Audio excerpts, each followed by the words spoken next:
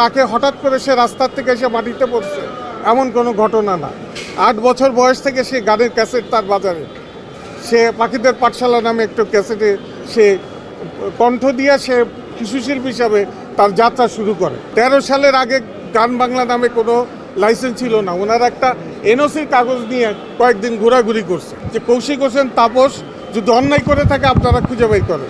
একটা টাকা ওনারা খরচ করে না, এটা আপনি গ্যারান্টি দিলাম। প্রধান উপদেষ্টা এবং পরিচালক এবং কৌশিক হোসেন তাপসের পিতা, এটা আমার দুইটা পরিচয়। এক, প্রথমত হলো ওনারা যে সময়কালের কথা বলছে মামলায়, যে 11 সালে আমরা মালিকানার জন্য আমাদের যে কাগজপত্র আপনারা দেখবেন, সেখানে আমাদের সাথে যাদের চুক্তি হয়েছে আমানুল্লাহ খান চঞ্চল, রবিশঙ্কর মৈত্রী এবং বখতিয়ার শিকদার, তাদের সঙ্গে আমরা যৌথভাবে আমরা যখন আসি সেটা হলো 12 সালের সেপ্টেম্বর মাস।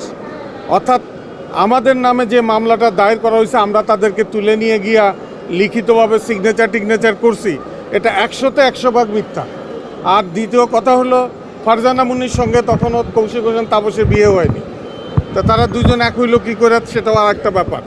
3 নাম্বার বিষয় হলো আমাদের কাছে যে ডকুমেন্টসগুলি ওই সময়ের মালিক পক্ষ দিয়েছিলেন, যেটা তথ্য মন্ত্রণালয় থেকে আমরা পেয়েছিলাম, সেই মালিকানার ভিতরে আমরা দেখছি 117 ওনারা জানুয়ারি মাসের 12 সালের জানুয়ারি মাসের 4 তারিখে ওনারা সিগনেচার কইরা এই যে এইখানে আপনাদের সামনে আমি দেখাইতে পারবো যে এইখানেই আছে।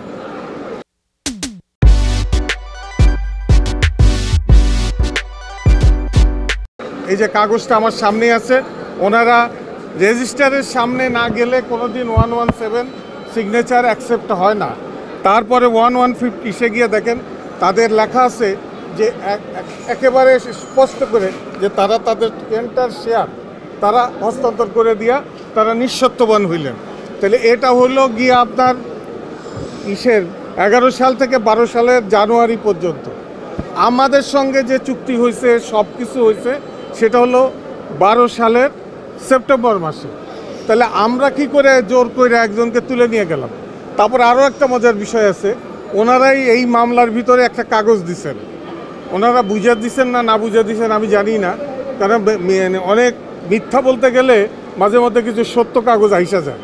তা ওনারা 11 সালে যে জিডি করছে সেই জিডিতে যে সকল ব্যক্তিদের নাম আছে সেখানে কৌশিক হোসেন তাপস অথবা ফারজানা মুন্নি বা আমাদের নাবিল আশরাফ কারো নাম নাই।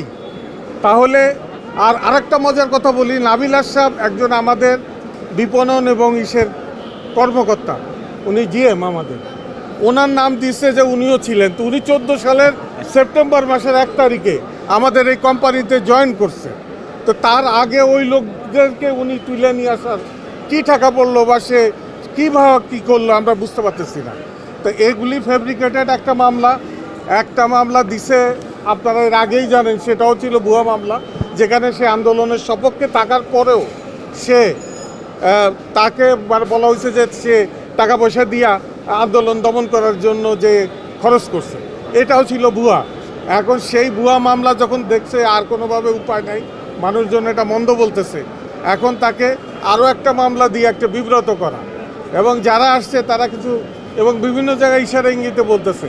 আপনারা নিজেরাই, আপনারা সাংবাদিক এবং এখানে উকিলরা যারা আছেন, আপনারাই বলেন এই ধরনের একটা কোম্পানি আইনের মামলা এইভাবে তারা যে দায়ের করলো, দায়ের করার পরে তো উচিত ছিল আদালতের যে যান আপনি গিয়ে একটা তদন্ত করেন, তদন্তের ইনভেস্টিগেশনের জায়গায় না গিয়ে উনি এফআইআর করায় দিলেন।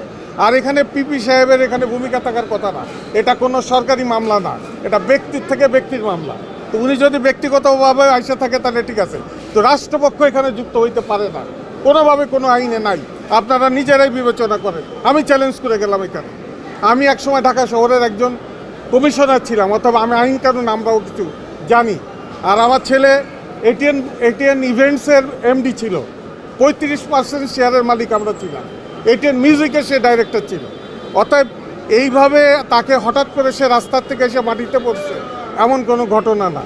8 বছর বয়স থেকে সে গানের ক্যাসেট তার বাজারে, সে পাখিদের পাঠশালা নামে একটু ক্যাসেটে সে কণ্ঠ দিয়ে সে শিশুশিল্পী হিসাবে তার যাত্রা শুরু করে। তো অতএব আমার ছেলেটি কি কতটুকু মেধা সাংবাদিক হিসাবে আপনারা জানেন। আর আমরা টেলিভিশনের মালিক যারা, আমরা তো অন্তত এইটুক জানি সরকারের কতগুলো এজেন্সির কাছ থেকে ক্লিয়ারেন্স নিয়ে আমার কাছে সব কাগজগুলি এখানে আছে, আমি দেখাইতে পারবো। এবং আমাদের সাথে চুক্তি থেকে শুরু করে লাইসেন্স কেবলমাত্র কৌশিক হোসেন তাপসের নামে ইস্যু হয়েছে 13 সালে। 13 সালের আগে গান বাংলা নামে কোনো লাইসেন্স ছিল না। ওনারা একটা এনওসির কাগজ নিয়ে কয়েকদিন ঘোরাঘুরি করছে, টাকা নাই। এবং রবিশঙ্কর মৈত্রী গত 6 তারিখে, এই মাসের 6 তারিখে উনি ফেসবুকে একটা স্ট্যাটাস দিছে, সেখানে স্পষ্ট করে বলছেন যে এই জিনিসটা কোনো মতেই আমাদের মানে না, এইভাবে হয়েছে। সেখানে উনি আমাদেরকেও কিছু কিছু ব্যাপারে দায়ী করছে, কিন্তু এই লোকগুলা যে স্বেচ্ছায় সজ্ঞানে এই শেয়ার হস্তান্তর করে দিছিল তাদেরকে, এখানে আমাদের কোনো ভূমিকা নেই। এবং আমাদের সাথে ওনার কার মাধ্যমে কিভাবে দেখা সাক্ষাৎ হয়েছে, ওয়েস্টিন হোটেলে প্রথম মিটিং হয়েছে, এগুলো কিন্তু ওনারা বলছেন। তো অতএব আমাদের সাথে ওনার এত সদ্ভাব না থাকলেও বাকিরা কিন্তু আদালত, হাইকোর্টের মাধ্যমে তাদের শেয়ার টাকা নিয়ে হাইকোর্টের কাছ থেকে পে অর্ডার রিসিভ করে আমাদেরকে শেয়ার বুঝিয়ে দিছে। আপনাদের কাছে অনুরোধ করব যে কৌশিক হোসেন তাপস যদি অন্যায় করে থাকে আপনারা খুঁজে বের করেন। 100% এইটাই বলতে চাইছি। কিছু লোক বিদেশ থেকে এসে সুবিধা নিচ্ছে। না, এই লোক তো আমাদেরকে কোনোদিন বলে নাই কেন যে তুই সে একটা মালিক ছিল, বলে নাই কেন। আমরা যে কাগজ পাইছি সেখানে তো তথ্য মন্ত্রণালয়, স্বরাষ্ট্র মন্ত্রণালয়, এনএসআই, ডিজিএফআই, এসবি সবারই তো কাগজ ছিল। এবং বিটিআরসি, আপনার ওই যে জয়েন্ট স্টক কোম্পানি, সব জায়গায় তো তাদেরকে আমরা পাই নাই, পাইছি তো এদেরকে, যাদের কাছ থেকে আমরা ক্রয় করছি। এখন তাইলে হঠাৎ করে ওনারা এত বছর পরে আসলেন আর আমরাই তাদেরকে জোর করে উঠাই নিয়ে গেলাম, যেখানে আমরা জানি না ওইটার অর্গানাইজ কারা করছে। উদ্দেশ্য হলো এই সুযোগে গোলাপানিতে মাছ শিকার করা, নাথিং, আর কিছু না। আমাদের কাছে হয়তো বড় ধরনের কোনো অর্থ আশা করে, অথবা কোনো একটা রাজনৈতিক পক্ষ আছে যারা মনে করতেছে গিয়া এখন তো কিছু একটা দখল করে নিয়ে বসে গেলে আপাতত 2, 4, 6 বছরে তো কেউ তো আর এখানে ঢুকতে পারবে না। একটা টাকা ওনারা খরচ করে না, এটা আপনি গ্যারান্টি দিলাম।